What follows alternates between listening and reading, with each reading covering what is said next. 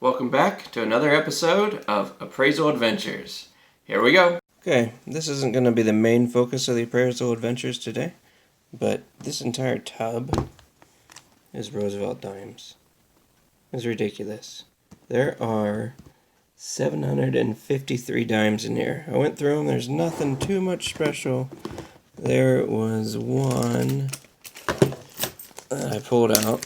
It was a 1946 Roosevelt dime in absolutely stunning condition. And you just don't see them that pretty, that old. Looks like it was just minted. So I'm thinking this is worth about $12. The rest of them, about $2 a piece, depending on the melt value at the time, because most of them are not in great condition. Again, I'm not going to bore you with going through Mercury dimes again. There's a couple other things in this case, though. But just in case you wanted to know, there were 357 Mercury dimes in here. Not too much to speak of. Most of them are about the $2 to $3 range, with a few $5 or $6 ones. But I did find a few others, so here they are. Alright, so we got a 1954 with arrows and a 1854 with arrows and 1877. Both of them are pretty worn. The 1877 is an S. You can kind of see it there. Anyways, the arrows, I'll say $14 on that. And the S, I'll say $12 on that. So we had a couple of 1-cent pieces. This is an 1834, pretty worn down. But I was still seeing stuff in this condition on Numista at least, going for about $15. This one's in much better condition, but it's a little bit newer, 1847. You can still see a lot of the hair. There's a little bit of wear up there, but beautiful condition. I would love to have this one, and I was seeing this about $22. Lastly, I found these amazing V-nickels. I've never seen V-nickels in this condition before. You can see tons of hairline there, full liberty, everything. And this just looks brand new. Let me see if I can get a little bit more light on that without flashing it out. Beautiful condition. Let me just see if this will come out better. There we go. But I think you see what I'm saying. This has got to be at least extra fine. Maybe a U. And here we've got about the same level of detail. This is the other one. Both of these don't have cents at the bottom. So somebody like to gold dip them and try to pass them off as $5 US coins. But we got two of them, and they're not gold dipped, and they're in amazing condition. This was the first year of the V-nickel. Unfortunately, it looks like these actually only go for about $17 a piece. I say only because we have this 1891 over here, which is not in as great of condition. You can still see it's in decent condition. But this, I would grade it like maybe a fine to very fine. And that's going for about $35 on Numista. So, I don't know. I like these ones better. Those are stunning. I've never seen a V-nickel in this condition. Usually they're completely slicked out.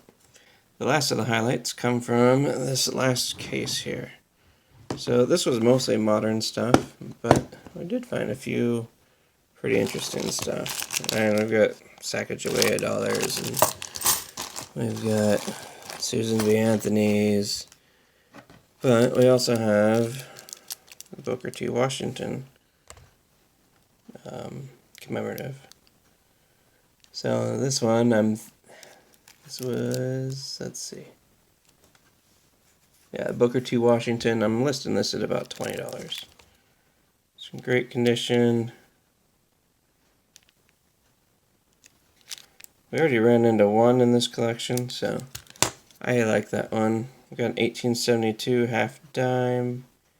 You can still almost read on the shield there. Let's see a little bit of Liberty there. So 1872 half dime. And I had that one going for about 20 bucks. There we go. So, in fine condition. We got an 1865 Thrickle. A very nice condition. Had that one listed at 22.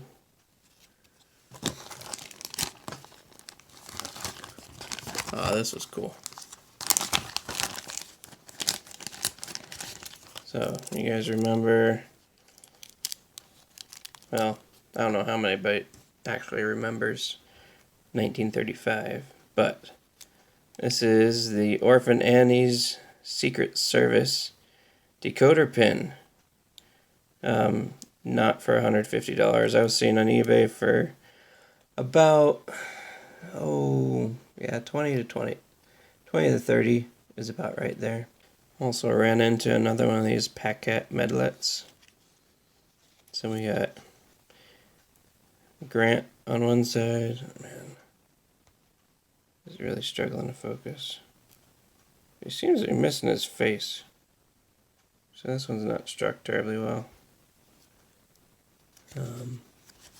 Lincoln looks pretty good. So yeah, I'm leaning on the side that this one isn't real because that face is completely botched. Like, that's kind of creepy. But cool anyway. If you remember, if they were real, they were usually going for about $500. But fake ones go for about $10 to $50. This was a little disappointing. We have a coin. It's got the raised edges, but that hook's been on there, so it's been turned into jewelry, but it's in fantastic condition. This is a 2 franc 1860 from Switzerland. Now, this is a rare year. That's what's mostly frustrating about this. They're made from 80% silver, but this design was only used for 3 years. And Numista is saying that this coin in this condition is worth 90 bucks. So this hook here might affect that value. But who knows? Maybe somebody will grab it for 90 bucks. It's worth a shot. Anybody want the key date 1950D? Giant nickel. Yeah. I don't know. I couldn't find anything like this, so I'm saying like $2. Somebody might want it. These two things are pretty dang valuable. Yeah. This one over here is from 1914. Focus in on that. 50 in trade only at BM Bonds. Very simple design, but I saw this go on eBay for 25 bucks. And this one over here, good for 100 in merchandise. I don't know if that's supposed to be 100 or $1, but there's no period there. And this is for O.T. Simpkins, manufacturer of pine and hard lumber. This went for $100 on eBay. Okay. Well, I don't understand trade token values, but I do understand numismatic values of US coins and world coins. And this is a $50.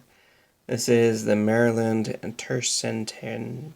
Tercentenary.